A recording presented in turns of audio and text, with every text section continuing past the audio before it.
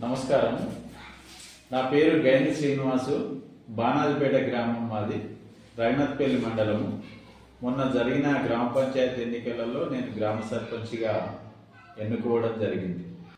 6 వరకు గ్రామ సర్పంచ్గా చేయడం జరిగింది. గతంలో మా గ్రామంలో శాశ్వతమైన పనులు చేయడం జరిగింది.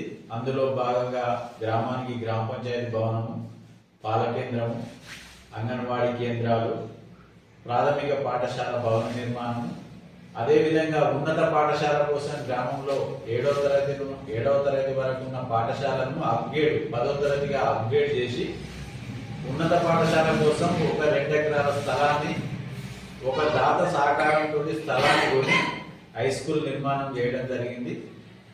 అదేవిధంగా మా గ్రామాన్ని ఆనుకున్న పిట్టల వారు మా గ్రామానికి వలస వచ్చి స్థిరపడితే వారికి కూడా గృహాలు నిర్మించడం జరిగింది.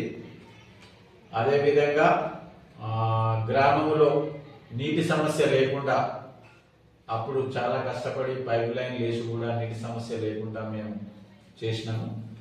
ఇప్పుడు అదే ఆలోచన చేసి గ్రామ ప్రజలు అప్పుడు నేను చేసిన అభివృద్ధి పనులను చూసి నాకు ఓటేసి గెలిపించడం జరిగింది.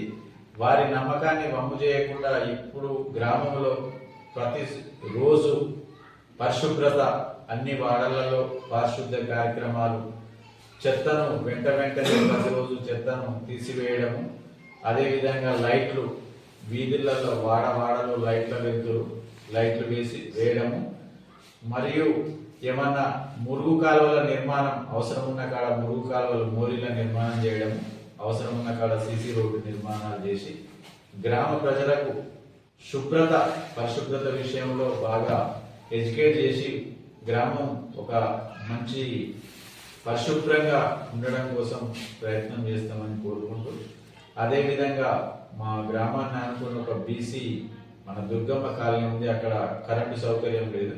ఆ కాలనీలో కరెంటు పోల నిర్మాణం చేసి వారికి లైట్లు వేయించాలని అనుకుంటున్నాం. అదేవిధంగా మేజర్గా కూతుల సమస్య ఉంది గ్రామంలో. గ్రామస్తులందరి సహకారంతో గ్రామ సభ పెట్టి గ్రామ సభ ఆమోదంతో ఏ విధంగా గ్రామం నుండి కోతులు లేకుండా చేయాలని అందరి అభిప్రాయం మేరకు కోతులను మొత్తం గ్రామం నుండి తీసే విధంగా, వాటిని పంపించే విధంగా 100% ప్రయత్నం చేస్తామని వాగ్దానం చేస్తున్నాం. అదేవిధంగా వాగు వచ్చినప్పుడు ప్రతిసారి మా గ్రామస్తులకు వాగు దాటడం ఇబ్బందిగా అవుతుంది. అది బ్రిడ్జ్ నిర్మాణం పాతదవడం వల్ల శిథిలం అయిపోయింది. అది పైకి హై లెవెల్ బ్రిడ్జ్ నిర్మాణం చేయాలని ఒక ప్రపోజల్ పెట్టినాం. దానికి ఎమ్మెల్యే సహకారం కానీ, మంత్రుల సహకారం కానీ, ప్రభుత్వ అధికారుల దృష్టికి తీసుకుపోయి ఆ బ్రిడ్జ్ నిర్మాణం కూడా తప్పకుండా పూర్తయ్యే విధంగా చేస్తామని కోరుకుంటున్నాం.